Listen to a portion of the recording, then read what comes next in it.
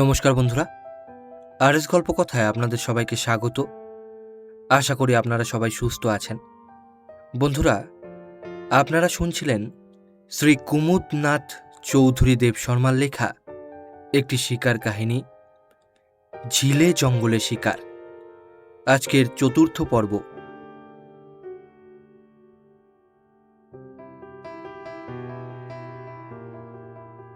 পয়লা December 1917 খ্রিস্টাব্দ।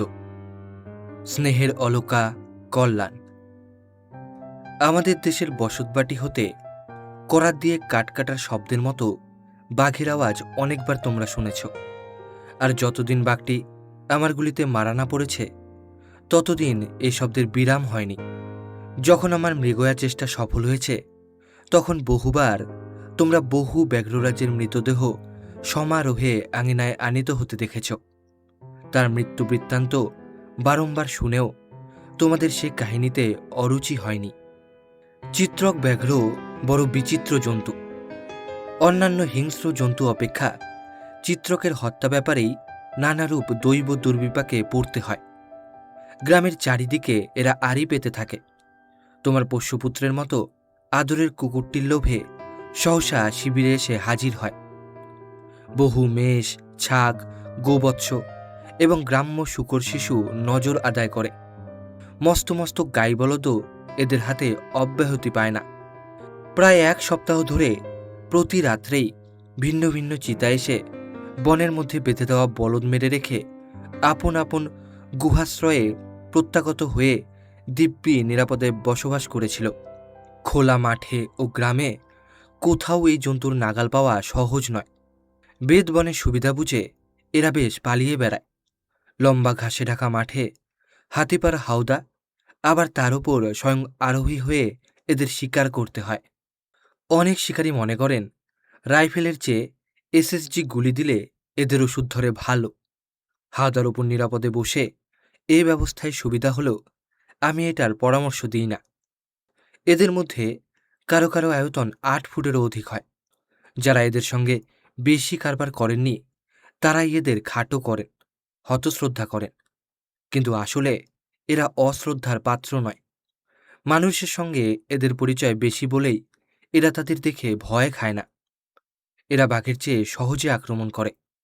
তাই বাঘের ধরন ধারণ, মেজাজ মতলবের খোঁজ খবর রাখা যদি শিকারীর পক্ষে আবশ্যক হয়, তাহলে এই চতুর নির্ভীক জন্তুটির অভিসন্ধি, দুরভিসন্ধি, অভিরুচি, অনভিরুচি সম্বন্ধে আরও অধিক সতর্কতা অত্যাবশ্যক। কিছু না করতেই সে গায়ে পড়ে লড়াই করতে আসে। গুলি লাগবার আগে বাঘ কখনো তোমার ওপর চড়াও করে না। চিতার সম্বন্ধে একথা বলা চলে না। তবে এমনও অনেক সময় দেখা যায় বটে, চিতা ও বাঘ উভয়েই নিতান্ত ভীরুর মতো ব্যবহার করছে। চিতা বেশি চটপটে, খুব অল্প সময় ও জায়গার মধ্যে ঘুরতে ফিরতে পারে। সাপের মতো নিঃশব্দ গতিবিধি, নূতন পথ ধরতে ভারী মজবুত, আর অতি অল্প আড়ালের সুবিধা পেলেই এমনই গা ঢাকা দিয়ে থাকে যে তাকে সহজে খুঁজে বার করা ভারী মুশকিল। মেয়ে চিতা পুরুষের চেয়ে আকারে ছোট হলেও বুদ্ধিতে বড় আর বেশি ভালো শিকারী। বাচ্চা হওয়ার কিছুদিন আগে হতেই সে স্বামীর কাছ থেকে দূরে থাকে, আর এই দুর্বৃত্তের হাত হতে নিজের সন্তানকে রক্ষা করবার জন্যে নানাবিধ উপায় উদ্ভাবন করে। অধিক সাহসের সহিত আক্রমণ করে, নিরাপদ আশ্রয়স্থান সহজে ছাড়ে না। গতিবিধির সম্বন্ধে বিশেষ সতর্ক। কোনো আড়াল অন্তরালের সুবিধা পেলেই সত্বর পলায়ন করে। বনের চারিদিকে সন্ধানের জন্য যখন শোরগোল শুরু হয়, তখন সর্বদাই দেখি স্বামীটি সঙ্গে থাকলেও সেই আগে বার হয়ে আসে, আর পুরুষ ব্যাঘ্রও ভয়ে ভয়ে পত্নীর পদাঙ্ক অনুসরণ করে। পূর্ববর্তী হতে তাকে কখনো দেখিনি। বিশেষ বৃহদায়তন আর পূর্ণবয়স্ক না হলে আমি প্রায় চিত্রিণীদের হত্যা করি না।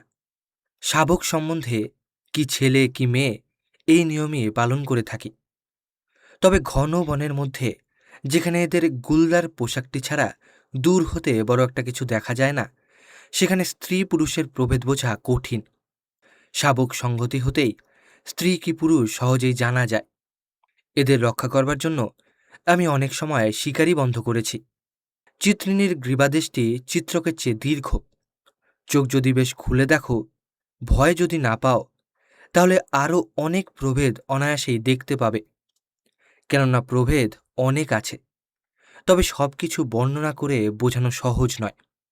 বরাহ দম্পতির মধ্যেও স্ত্রী পুরুষের পার্থক্য বিশেষ অভিজ্ঞ শিকারী ভিন্ন নবীনের চোখে পড়ে না। এই কারণে সে বরাহ জ্ঞানে অশ্বারোহণে তার পশ্চাৎ ধাবন করে অনেক সময় সেটিকে সুকরি আবিষ্কার করে হতাশ হয়ে ফিরে আসে। ষোড়শ বর্ষে পদার্পণের পূর্বে বন্দুক ব্যবহার করতে শিখা অবধি একাল পর্যন্ত আমি এই বিচিত্র চিত্রক অনেক শিকার করেছি। সেই তরুণ বয়সেই ২-৪টি আমার গুলিতে পঞ্চত্ব প্রাপ্ত হয়।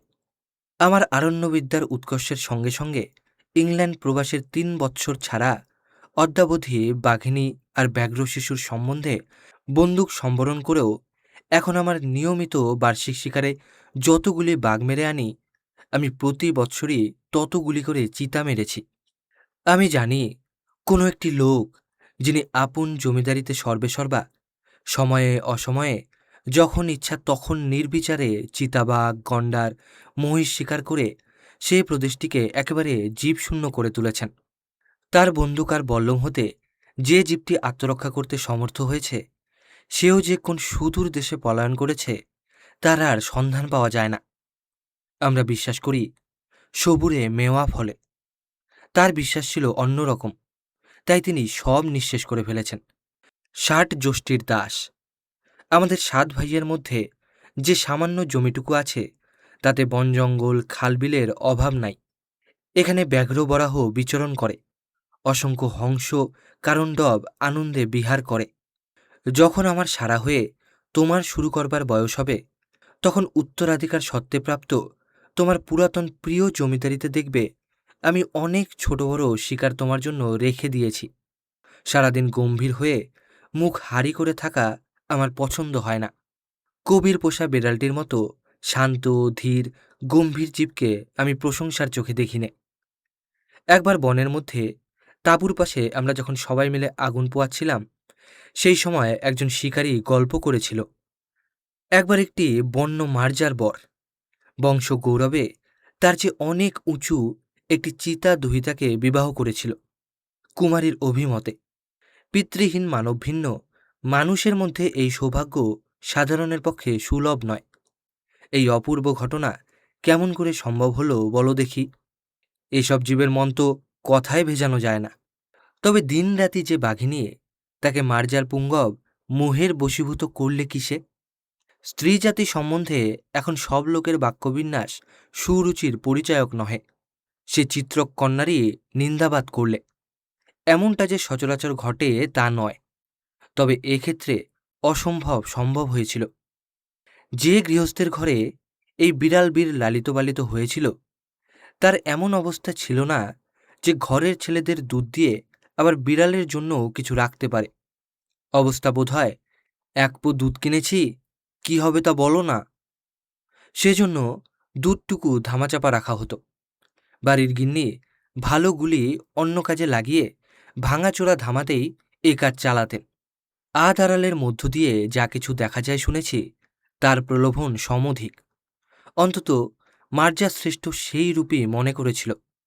কাজের পরিণামের বিষয় কিছুই বিবেচনা না করে ভাঙা ধামার মধ্যে গলা গলিয়ে দিয়ে দুধটুকু তো সে নিমেষে নিঃশেষ করলে, কিন্তু ধামাটি যে সেই গলা ধরে রইল, কিছুতেই আর ছাড়ল না। এই আদরের আধিক্যে তার ৫ পরাণ আসিযাই করলে, ও তার নিষ্কৃতি হল না। সবাই তাকে দেখে হাসে। মানুষ মার্জার কেউ রেয়াত করে না, সবাই দূরছাই করে কেন? আত্মরক্ষা করা তার পক্ষে দুর্ঘট হয়ে উঠল। মনের দুঃখে সে ঘর ছেড়ে বনে গেল। অনাহারে অনিদ্রায় শ্রান্ত ক্লান্ত খুদখাম পীড়িত কঙ্কালসার পাণ্ডুবর্ণ। জঠর জ্বালা দূর হলে মনের সুখে বেড়াল যেমন গড়গড় শব্দ করে, তাই শুনে গাছের আবডাল হতে গলায় ধামার হাসুলি পড়া বেড়াল দেখে কি ৩টি বাঘের বাচ্চা বাপ মায়ের শিকার করে আনা মাংসে উদর পূরণ করে এই আনন্দধ্বনি করছে। হাসুলিধারী এই অদ্ভুত জীবটিকে দেখে তারা ভীত হয়ে পড়ল। ইত্যবসরে চতুর বিড়াল ভুক্তাবশিষ্ট যা ছিল তা সাঙ্গ করে ফেললে। প্রতিদিনই এই ব্যাপার চলতে লাগল। এদিকে ব্যাঘ্র শিশুদের অনাহারে দিন দিন শুকিয়ে ম্যালেরিয়া রোগের মতো হাত পা নলি নলি আকারের হচ্ছে দেখে ব্যাঘ্রি একদিন স্বামীকে বললে, দেখো তো বাচ্চাদের দশা, নিশ্চয়ই কেউ এসে এদের মুখের গ্রাস কেড়ে খাচ্ছে, খবর নিতে হবে। তাহারা লুকিয়ে পাহারা দিতে লাগল। বিড়ালটি অভ্যাস মতো পরদিন যেমন এসে খেতে যাবে আর কি, এমন সময় রাগে অন্ধ ও বধির হয়ে গর্জন আস্ফালন করতে করতে বাবা বাঘ তাকে তাড়া করলে। আগে আগে ধামাধারি বিড়াল, পশ্চাতে বাঘ ছুটে চলেছে। দৌড়তে দৌড়তে একটা গাছের কাছে আসবা মাত্র বিড়াল তো চড়ে পড়ল। বোকা বাঘ না ভেবেচিন্তে যেমনই চড়তে গেছে, গাছের ফাঁসায় আটক পড়ে দম ফেটে মরে গেল। বিড়াল গাছ হতে নেমে পা টিপে টিপে চুপি চুপি এসে পরখ করে যখন দেখলে বাঘটা নির্ঘাত মরেছে, তখন বাঘিনী আর ছানাগুলি যেখানে পচে পড়েছিল বীর দর্পে সেইখানে গিয়ে উপস্থিত হল। বাঘের মৃত্যু সংবাদ জানিয়ে বাঘিনীকে বললে, দেখ, তুই যদি আমায় ভালোই ভালোই নিকে করিস তো কর, নয়তো তোর কাচ্চা বাচ্চা শুদ্ধ তোকেও সাবার করছি। বাঘ ফিরছে না দেখে বাঘিনী প্রমাদ গণলে। ঘটনাস্থলে উপস্থিত হয়ে দেখে কি বাঘ মরে কাঠ হয়ে পড়ে আছে। তখন বেচারা আর কি করে, অগত্যা নিকে করলে। তার দিন সুখেই কাটতে লাগল। বিড়াল কিন্তু বুঝলে বিপদ সম্মুখে।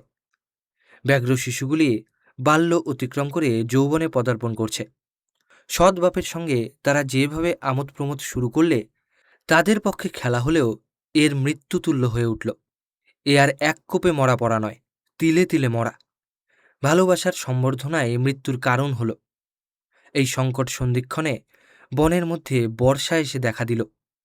এই সময়টা আরণ্যজীবের পক্ষে দুঃসময়।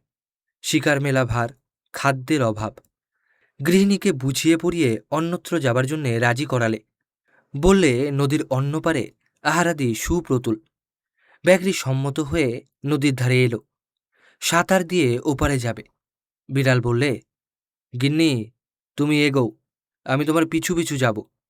সেই পুরানো গানের মতো, ধীরে ধীরে যাও কালাচাঁদ, আমি তোমার সঙ্গে যাব।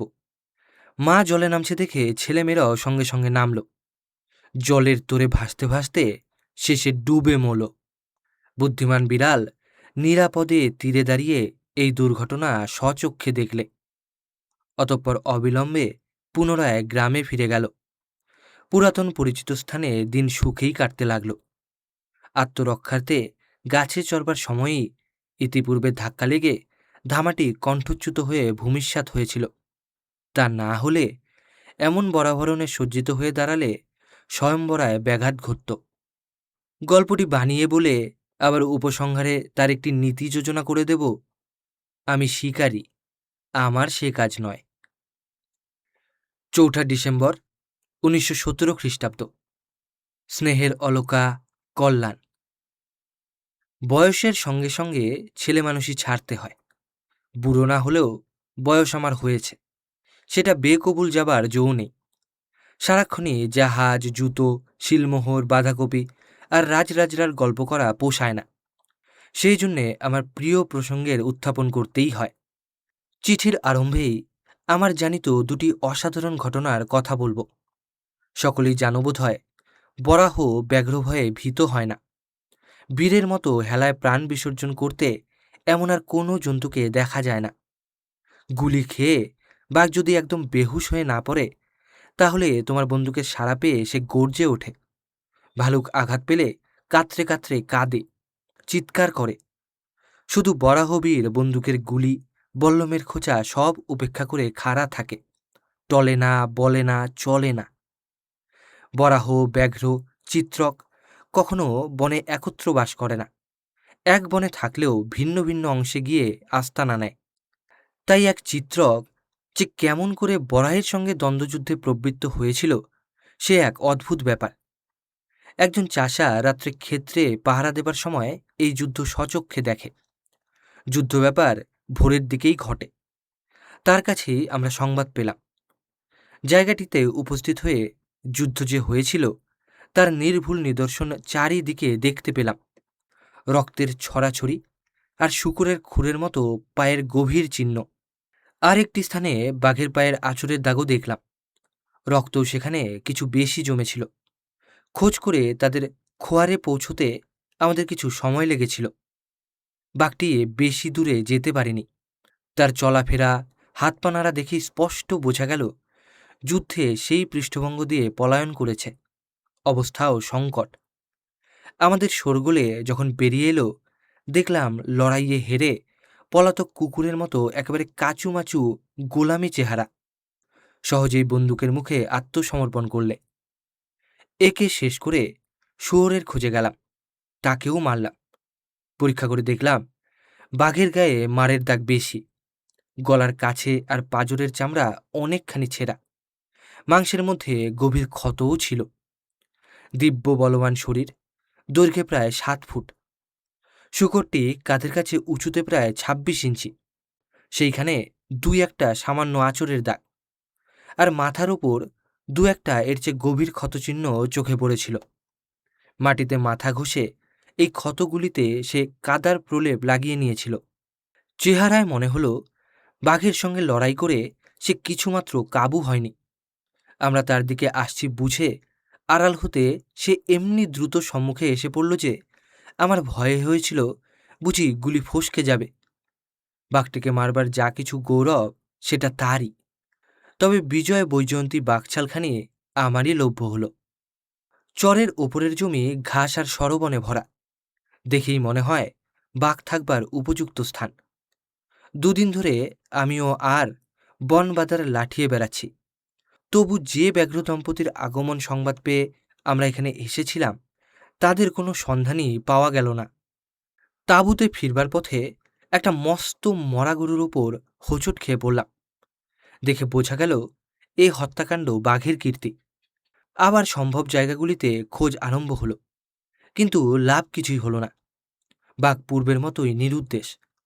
তখন আর বললেন, মরা গরু যেখানে আছে সেইখানটিতে হত্যা দিয়ে থাকা যাক, দেখি কি হয়।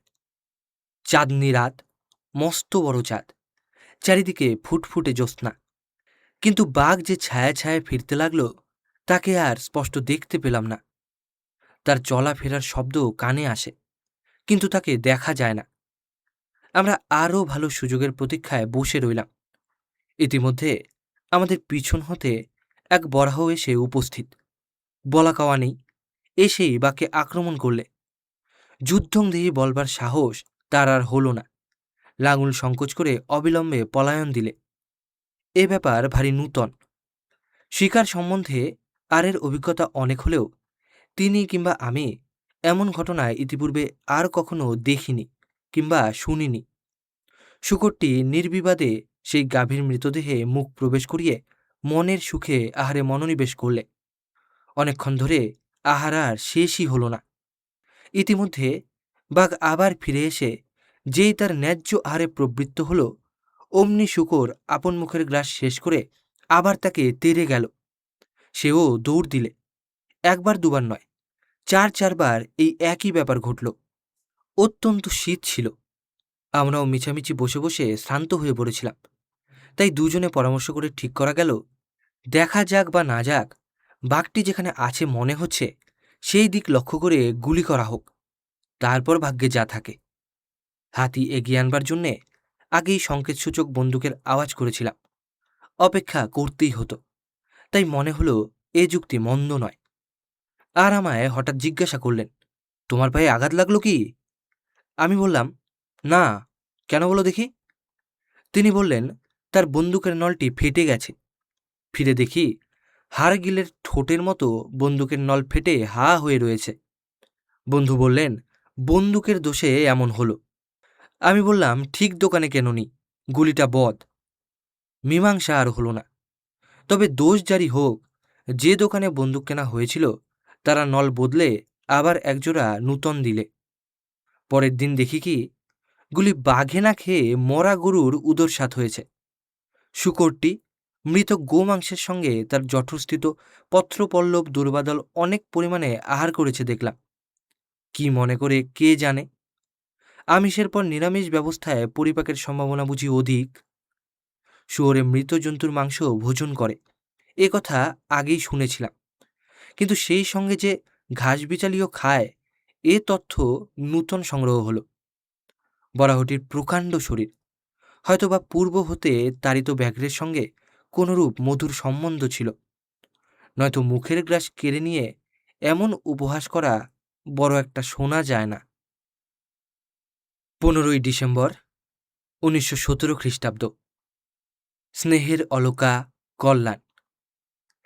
পায়ে হেঁটে বাঘভালুক শিকার করবার সময় যদি সতর্ক হওয়া আবশ্যক হয়, তাহলে চিতা শিকার করবার সময় আরও অধিক সাবধান হওয়া দরকার। একে তো এরা বাঘের চেয়ে চতুর, তাছাড়া গায়ের আনাচে কানাচে কুকুর ছাগল ধরে নেবার ফন্দিতে ফেরে। মানুষের সঙ্গে চেনা পরিচয় আছে বলে তাকে বড় একটা ভয় করে না, চলাফেরাতেও চটপটে, খুব শিগগির পালাতে বেশ পারে। তোমার তাঁবুতে কুকুর যদি থাকে, তাহলে চিতা একবার এসে দেখা দেবেই, আর সুবিধা করতে পারলে সেটিকে নিয়ে অন্তর্ধান হবে। এই ব্যাপারে সবচেয়ে সুন্দর অভিনয় যে দেখেছিলাম, সে হচ্ছে এক সন্ধ্যাবেলাতে। বনের মধ্যে আমি আর মৌদাদা বনপথ দিয়ে সন্ধ্যা হয় হয় সময়ে বাড়ি ফিরছি। এমন সময় ঠিক আমাদের সম্মুখে কিছু দূরে একটি চিতা লাফিয়ে পড়ে দাদার কুকুরটিকে মুখে করে নিয়ে পালিয়ে গেল। এই চিতাটি দেখতে যেমন সুন্দর, তার শরীরটিও তেমন বড় ও সুঠাম। বেচারি টেইয়ার টুকটুক আমাদের আগে আগে চলছিল, একটু এগিয়ে গিয়ে থেমে ফিরে দেখছে আমরা কত দূরে। অমনি তার সারমেয় লীলা সাঙ্গ হয়ে গেল। আর একবার ঠিক এইভাবেই মোদাদা তার আরেকটি কুকুর হারিয়েছিলেন, সেবারকারটি হাউন্ড। সেবারে আমরা ঝিল হতে পাখি শিকার করে ফিরছিলাম, কুকুরটি আগে আগে চলছিল। এমন সময়ে পথের উপরে একটা কালো ছায়া পড়ল। একটা চিতা বনের গা ঘেঁষে ছায়ায় ছায়ায় লুকিয়ে হামাগুড়ি দিয়ে এসে হঠাৎ কুকুরটিকে এক কামড় দিয়ে নিয়ে লুকিয়ে পড়ল। এত দ্রুত ব্যাপারটা হয়ে গেল যে কুকুরের কান্না শুনে যখন আমরা চেয়ে দেখলাম, তখন তার কোনো চিহ্নই চোখে পড়ল না। সেদিকে একটি গুলি করবারও অবসর হলো না। এর শোধ আমরা তুলব বলে শপথ করলাম, কিন্তু শপথ এক কথা আর সফলতা আরেক কথা। এরপরে সেই প্রদেশেই আমরা গুটিকত চিতা মেরেছিলাম, আর সেই 2 সন্ধ্যার ডাকাত এদের মধ্যেই কেউ হবে ভেবে মনকে সান্ত্বনা দিয়েছিলাম। দেরিতে হলে প্রতিশোধের মাধুর্যটা হ্রাস হয়ে যায়, এই যা দুঃখ। দেশি কুকুর হচ্ছে চিতার প্রিয় খাদ্য, কুকুরেরাও সে কথা জানে। কতবার সন্ধ্যার সময় দেখেছি দেশের বাড়ির প্রাচীর ঘেরা আঙিনার মধ্যে একটুখানি আশ্রয় পাবার জন্যে তারা প্রাণপণে লড়াই করছে। একবার আমার তাঁবু হতে একটি কুকুরকে তাড়িয়ে দিয়েছিলাম। বেচারি বেশ আরামে একটি কোণে গুটিসুটি হয়ে শুয়েছিল। পরদিন যখন শুনলাম তাকে এমন করে বার করে দেবার ফলে চিতা এসে রাত্রিতে ধরে নিয়ে গেছে, তখন ভারী আফসোস হলো। পাহাড়ের জঙ্গলে চিতা শিকার করা বড় মুশকিল। এরা গুহার মধ্যে আশ্রয় নিয়ে থাকে, জঙ্গল পেটালে বেরোয় না, শুধু গরু কি ছাগল মেরে খায়। মৃত গরু কি ছাগলের কাছে হত্যা দিয়ে বসে থাকা ছাড়া তার দর্শন পাবার উপায় নেই। আমরা একবার বঙ্গীয় ব্যাঘ্ররাজের নজর স্বরূপে গুটিকত বড় বড় মোষ এদিকে ওদিকে বেঁধে দিয়েছিলাম। যার ধন সে পেলে না। প্রতিদিনই কিন্তু চিতা এসে এগুলিকে শিকার করে রেখে যেত, অথচ যখন তাদের নাগাল পাবার জন্য রাত 2 প্রহর ধরে এইসব মরা মোষ পাহারা দিয়ে বসে থাকতাম, তখন তাদের টিকিও দেখা যেত না। তারপরে ভোরে শিকারীরা এসে বলতো, আমরা চলে আসার পর শেষ রাত্রে এসে তারা সেগুলি নিঃশেষ করে গেছে। এ খবর যেন আমাদের কাটা ঘায়ে নুনের ছিটের মতো লাগত। এদিকে বাঘেরাও এদের উপদ্রবে হতাশ হয়ে আমাদেরও নিরাশ করলে। সংবাদ পেয়েছিলাম সেখানে অন্তত যুগল শার্দুলের আবির্ভাব হয়েছিল। চাতুরিয়ার দুষ্ট বুদ্ধিতে পণ্ডিত হলেও চিতা অনেক সময় ভারী ভীরুর মতো ব্যবহার করে। কদিন ধরে আমরা একটা মস্ত চিতার সন্ধানে ফিরছিলাম, কিন্তু কৃতকার্য হইনি। এই কদিন আগেই সে একছত্রী সম্রাটের মতো চারিদিকে গাভী বলিবর্দ আর গোবৎসের যথেচ্ছা নজর আদায় করে ফিরছিল। নিরাশ হয়ে আমরা অন্যত্র যাব মনস্থ করছি, এমন সময় এক সুপ্রভাতে শিকারীরা তার পায়ের টাটকা দাগের আনন্দ সংবাদটি নিয়ে এলো। সেই পদাঙ্ক অনুসরণ করে তার রাত্রির ভুক্তাবশিষ্ট উচ্ছিষ্ট এক মৃত গোবৎসের সন্নিধানে উপস্থিত হলাম। ভুরিভোজনের চিহ্ন চারিদিকে দৃষ্ট হল। চিতাটি আয়তনে বৃহৎ হলেও তার শরীরখানি কসরত করা পাঠানের মতো, একেবারে বাহুল্য মাংস বসা বর্জিত, কৃষ্মধ্য, সুঠাম, সুন্দর। কদিন ধরে আমার শিকারীদের বনে বনে দৌড় করিয়ে হয়রান করে নিয়ে বেড়াতে লাগল। যখনই ধরি ধরি মনে হয় তখনই খবর আসে আরেক জঙ্গলে পালিয়ে গেছে। একবার তো খোলা মাঠের ওপর দিয়ে পার হয়ে চলে গেল। সে পথে তার পায়ের দাগ আর খুঁজে পাওয়া গেল না। সন্ধান করে নাগাল পাওয়া বড় কঠিন হয়ে দাঁড়ালো। অনেক দূর পথ ঘুরে ঘুরে তবে কোনো চিহ্ন দেখা যায়। বনের মধ্যে শিকারের সন্ধানে শিকারী যখন ফেরে তখন মনে হয় মিছামিছি ঘুরে বেড়াচ্ছে। মানুষটার বুঝিবা মাথার কিছু গোল আছে। কিন্তু এ সম্বন্ধে যাদের জ্ঞান ও পারদর্শিতা আছে তারাই জানে এসব আনাগোনা চলাফেরা অনর্থক কিছুই নয়। ধাঁধার মতো মনে হলেও এই গতিবিধির সার্থকতা আছে। যেসব শিকারীরা এই সিআইডির কাজ করে তারা জানে কোথায় পায়ের দাগের জন্য খোঁজ করতে হয়। ছেঁড়া পাতা, ছড়ানো ঘাস আর নেতিয়ে পড়া লতার অর্থ কী। আমরা ভোরে এই চেষ্টায় বেরিয়েছিলাম। বেলা 2টো পর্যন্ত সঠিক খবর পাওয়া যায়নি। তারপর কতকগুলি মরা পাতার নড়াচড়া, ছোট একটি ধরাশায়ী কচি গাছ, তারই পাশে বনের গলির মুখে ব্যাঘ্র পদাঙ্কের ভগ্নাংশ, তার সন্ধান আমাদের বলে দিলে। ঘাস জঙ্গল ছাড়া এসব জন্তু সহজে পথ করে সোজা যেতে পারে না। কিন্তু যে পথে বাধা অল্প সেই দিকে আপনা হতে গলিপথ গড়ে ওঠে। এরা এই আঁকা বাঁকা গোলকধাঁধার মতো পথে লুকিয়ে লুকিয়ে আসা যাওয়া করে। কেবল যখন আঘাত পেয়ে ব্যথায় জ্ঞান শূন্য হয় তখনই হঠাৎ খোলা জায়গায় এসে পড়তে দেখা যায়। এসব পথ আবার আবিষ্কার করা সহজ নয়। অবস্থার পরিবর্তনে, বর্ষায় গাছ কিংবা জমি খসে পড়ার জন্যে অনেক সময় এরা পুরানো পথ ছেড়ে নূতন পথে যাতায়াত আরম্ভ করে। যা হোক, এখন আমার গল্পটি আবার শুরু করি।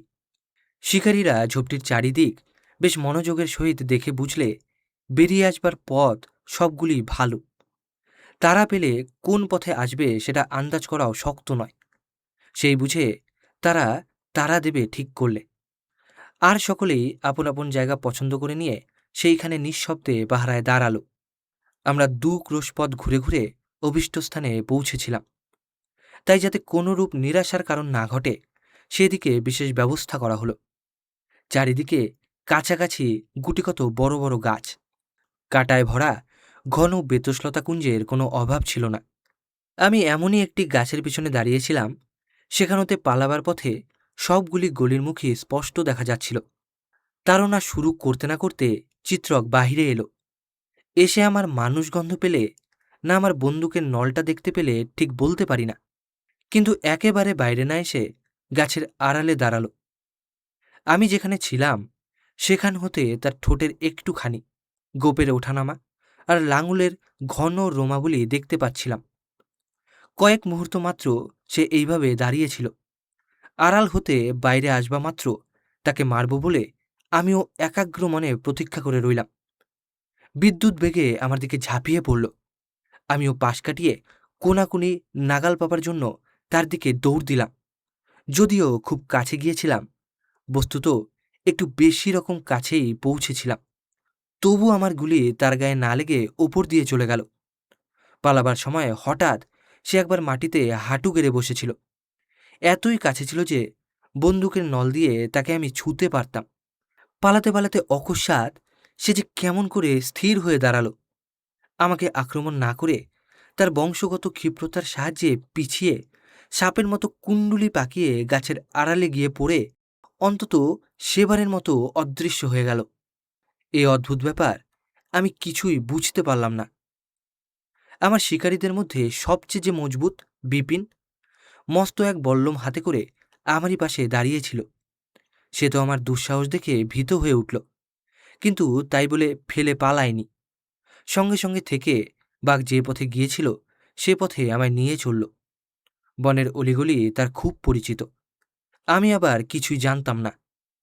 অন্য শিকারীদের ডাক দিয়ে আনবার জন্য যেই সে একটু দূরে গেছে অমনি আমি বুঝতে পারলাম বেদ ঝোপের মধ্যে কি যেন নড়ে উঠল। তারপর বাঘের ঘাড়ের কতক অংশ দেখে বুঝলাম সে ক্রমশ এগিয়ে আসছে। আমি স্থির হয়ে দাঁড়িয়ে রইলাম। সে ফুট কয়েক আসবা মাত্রই গুলি করবার জন্য বন্দুক উঠালাম। এতেই ঈষৎ যে শব্দ হয়েছিল তাতে সে সতর্ক হয়ে মুখ তুলে চাইলে। সেই সুযোগে আমি তার গলায় গুলি করলাম। সেইখানেই সে ইহলীলা সম্বরণ করলে। এই বাঘটি যুদ্ধ কিংবা সাহসের কোনো পরিচয় দেয়নি, বরং তার ভয়ত্রস্ত সংকুচিত ব্যবহার দেখে আমি একটু আশ্চর্যই হয়ে গিয়েছিলাম। গ্রাসাচ্ছাদনের অভাব যে তার ছিল না তাও নয়, আহারের চেষ্টায় অনেক দূর পর্যন্ত তাকে ঘুরে বেড়াতে হয়েছিল। আমি যেভাবে তার পিছু ধরেছিলাম তাতে আমার স্থির বুদ্ধির পরিচয় পাওয়া যায় না। সেই বন হতে তার পালাবার কোনো উপায় ছিল না। আবার একবার শিকারীদের একত্র করে অনুসন্ধানে বার হলেই ঠিক হতো, কিন্তু প্রতীক্ষা করে আমি ভারী শ্রান্ত হয়ে পড়েছিলাম। আর জানোই তো, উদ্যোগী নং পুরুষ সিংহ মুপৈতি লক্ষ্মী। লক্ষ্মী নয়, ব্যাঘ্র পেলেই সেদিনের মতো মনস্কামনা পূর্ণ হয়। কাজেই আর চুপচাপ বসে থাকতে পারিনি। জীবনেই বলো আর শিকারেই বলো, যে শুধু নন্দলালের মতো বাঁচিয়া রহিল কোনো মতে, তার ভাগ্যে কিছুই লাভ ঘটে না। এ বাঘটি তাড়া খেয়েও যেমন টু শব্দ করেনি, তেমনি আরেকটি বাঘ অকারণে ৮০ হাত দূর হতে আমায় তাড়া করে এসেছিল। আমি তার চলাফেরার পথে কোনো বাধা দিইনি, তাকে আমি আক্রমণ করতে পারি এমন ভাবও ব্যক্ত করিনি। তবু সে গায়ে পড়ে যেন রাস্তা নিকিয়ে আমার সঙ্গে কোন্দল বাঁধিয়েছিল। সে ইতিপূর্বে নদীর ধারে খড়ের বনে যেখানে লুকিয়েছিল তার মাথার ওপর ছাড়া চারিদিকে ঘন বেদ বনে ঘেরা। শিকারীরা আবার যখন নূতন করে বন পিটিয়ে তাকে বার করবার চেষ্টায় ছিল, তখন সে ঘাসের বন যেখানে হালকা হয়ে আসছে সেইখানে আত্মগোপন প্রয়াসে বোকার মতো প্রথম আপন মাথা প্রবেশ করিয়ে দিয়ে মনে করেছিল আর কেউ তাকে দেখতে পাচ্ছে না। বিপুল শরীরখানি যে দেখা যাচ্ছে একবারও ভাবেনি। স্থির হয়ে দাঁড়ানো তার ভাগ্যে লেখেনি। শিকারীদের তাড়ায় তাকে এগিয়ে চলতেই হলো। আবার সেই কাদায় ভরা নদী পার হয়ে বনের পথে দেখা দিলে নিচেই আরেকটি বন ছিল। আমি এক জায়গায় দাঁড়িয়েছিলাম, যে ওপর নিচে দুই বনই নজরে থাকে।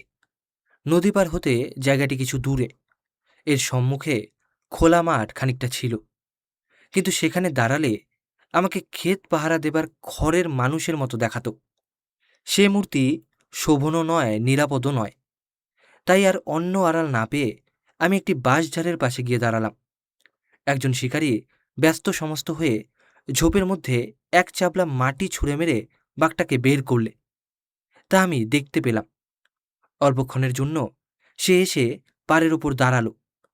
পিছনে তার বেদবনের ঘন সবুজ পর্দা থেকে থেকে দুলছে। এইভাবে মুহূর্তের জন্যে ছবির মতো স্থির হয়ে যখন সে দাঁড়িয়েছিল, তখন তাকে বড় সুন্দর দেখাচ্ছিল। শিকারীরা যে দিক হতে তাড়া করে নিয়ে আসছে সেদিকে গুলি করা নিরাপদ নয়, তাই সেদিককার গতিবিধি বন্ধ হবার অপেক্ষায় ছিলাম। এমন সময় সে আমাকে দেখতে পেলে আর যাবে কোথায়, হুঙ্কার ছেড়ে লাফাতে লাফাতে আমার দিকে আসতে লাগলো। এমন ঘটনা আমার শিকারী জীবনে বড় বেশি ঘটেনি, কিন্তু যখনই ঘটেছে তখনই আততায়ী জন্তুটির ও আমার মাঝখানের সব রকম বাধা ব্যবধান সম্পূর্ণ রূপ দূর না হলে আমি কখনো বন্দুক ছুড়িনি। বাঘ, ভালুক কিংবা চিতা যখন তোমায় এমনভাবে তাড়া করে আসে, তখন তুমি যদি উঁচুতে না থাকো তাহলে লক্ষ্য ঠিক রাখা বড় কঠিন।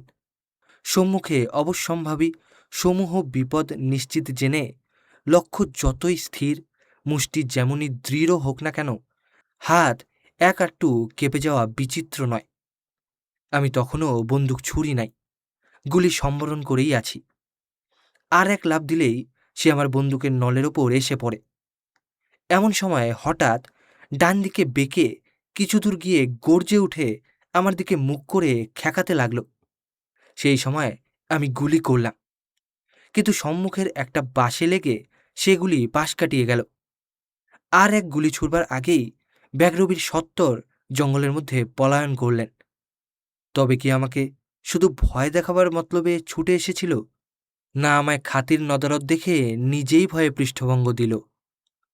লোকে বলে বাঘের দিকে একদৃষ্টে চেয়ে থাকলে সে ভয় পায়। আমি কিন্তু একথা বিশ্বাস করি না। তুমি বহু চেষ্টায় চোখের দৃষ্টিতে যে পরিমাণ বৈদ্যুতিক শক্তি সঞ্চয় করবে, বাঘ কিংবা চিতার চোখে স্বভাবতই তার চেয়ে অধিক শক্তি আছে। মানুষের চাহনিতে চমকে যাবে সে প্রকৃতির জন্তু তারা নয়। কিছুই যেন হয়নি এমনতর উদাসীন ভাবের অভিনয় করবার জন্যে বহু শিক্ষা ও কালের অভ্যাস আবশ্যক। পাশ দিয়ে বাঘ চলে গেল, অথচ তোমার শরীরে কোথাও একটু কাঁপল না, বিরাসনে অটল হয়ে রইলে। এটি মৃগয়া ক্ষেত্রে অভিজ্ঞতা ব্যতীত হয় না। আমি দেখেছি, ফল যদি কিছু পাওয়া যায় তবে সে এমনতর নির্ভীকতার জোরেই হয়। কতবার এই অবস্থায় বাঘ আমার পাশ দিয়ে চলে গেছে, আমি চঞ্চল হইনি, শত্রুতা চরণের জন্যে কোনো ব্যগ্রতা দেখাইনি। শেষে সময় বুঝে ধীরে সুস্থে আপন মতলব হাসিল করে নিয়েছি। বাঘের সম্মুখ দিয়ে অকস্মাৎ অন্যদিকে চলে গেলে কোনো ক্ষতি হয় না, তবে সবই পারিপার্শ্বিক অবস্থার উপর নির্ভর করে। কেননা বাঘও অনেক সময় এমন চট করে তোমার দিকে ফিরে দাঁড়ায় যে গুলি করবার সুযোগই পাওয়া যায় না। আমি যে স্থির ধীর হয়ে বসে থাকবার বিধান দিয়েছি সেইটাই সবচেয়ে উৎকৃষ্ট উপায়। এতে তার মনে কোনো রূপ সন্দেহের উদ্রেক হয় না। আর তুমি যদি কিছুক্ষণ প্রতীক্ষা করে গুলি করো, তাহলে প্রায়ই নিরাশ হবার কারণ ঘটে না। যেখানে সহসা বাঘের সঙ্গে মুখোমুখি দেখা হবার সম্ভাবনা, সেইটাই সবচেয়ে সংকট স্থান। এই অবস্থায় এড়িয়ে যাবার চেষ্টা করাই বুদ্ধিমানের কাজ।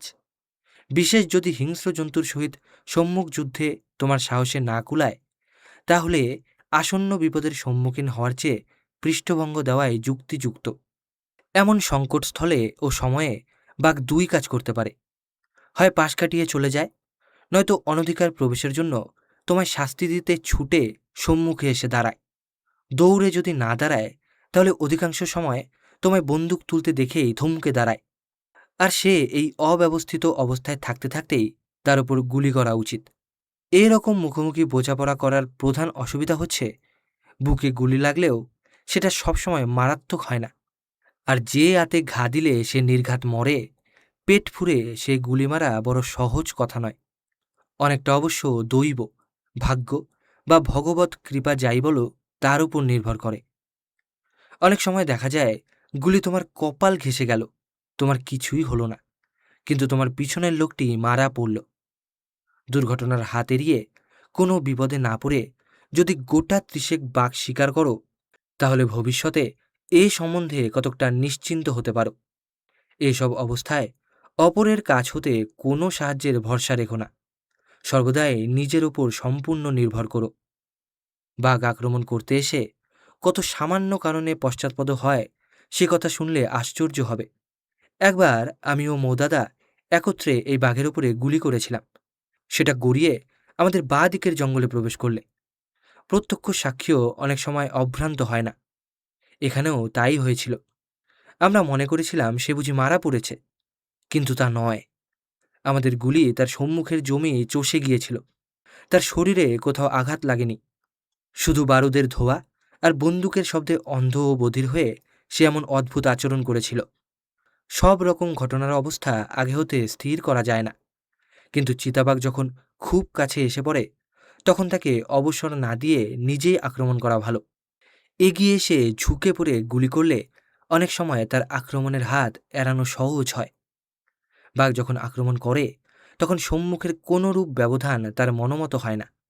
তাই তোমার আর তার মধ্যে যদি কোনো গাছ কি মৃত্তিকা স্তূপের বাধা থাকে, তাহলে কাছে হলেও তাকে দূরবর্তী মনে করতে পারো।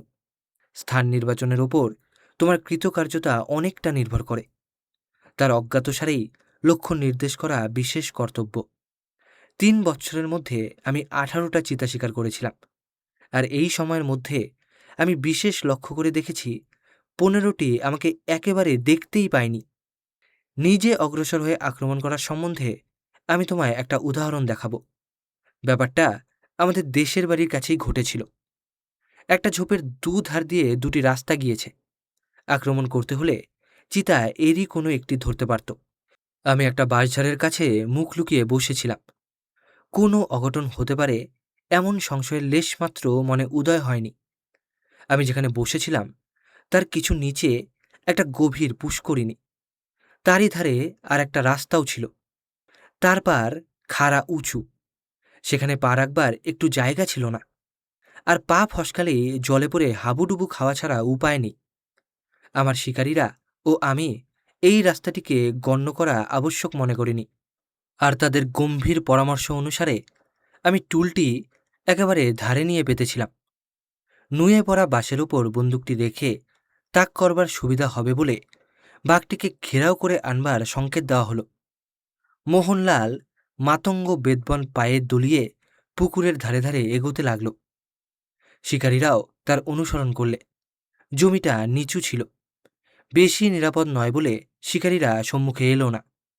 আমি সম্মুখে ঝুঁকে পড়ে কোথায় কি শব্দ হয়, কি নড়ে দেখবার শোনবার জন্য সতর্ক হয়েছিলাম। এমন সময় আমার কিছু নিচে কি যেন একটা ঈষৎ নড়ে উঠল মনে হলো। ফিরে দেখি পাড়ের দেয়াল বেয়ে একটা মস্ত চিতা আমার গজ খানেক নিচে হতে উঠে আসছে। আমি বন্দুক ঘুরিয়ে নিতেই সে আমায় দেখতে পেয়ে পালালো। ঢালু পাড়ের আড়াল থাকায় তাকে তখন আর দেখতে পেলাম না। যত নিঃশব্দে পারি আকার ইঙ্গিতে ব্যাপারটা মাহুতকে বুঝিয়ে দিলাম। তারা চারিদিক হতে বাঘটিকে কাছে ঘিরে ধরল। আমিও টুল ফিরিয়ে বন্দুকটি এমনভাবে ধরে রইলাম যে ওপরে নিচে যে দিকে দরকার সেই দিকে গুলি করতে পারি। বন্দুকের কুদো এমন নিচে রেখেছিলাম যে ঘোড়াজোড়া আমার হাঁটুর ওপরে ছিল। বাঘটা আমায় আগেই দেখেছিল, তাই মনে করেছিলাম আমি যেখানে আছি সে পথে আর আসবে না। তবুও আমি সব আটঘাট বেঁধে ঠিক হয়েছিলাম। যতক্ষণ সম্ভব সে গা ঢাকা দিয়ে রইল। তারপর চোখের পলক ফেলতে না ফেলতে দেখি যে একরাশ কটাশে হলদে লোমের গাদা সম্মুখে এসে পড়েছে। বাঘের মাথাটা প্রায় বন্দুকের কুদোয় এসে ঠেকেছে। তখন তাকে আক্রমণ করা ছাড়া গত্যন্তর ছিল না।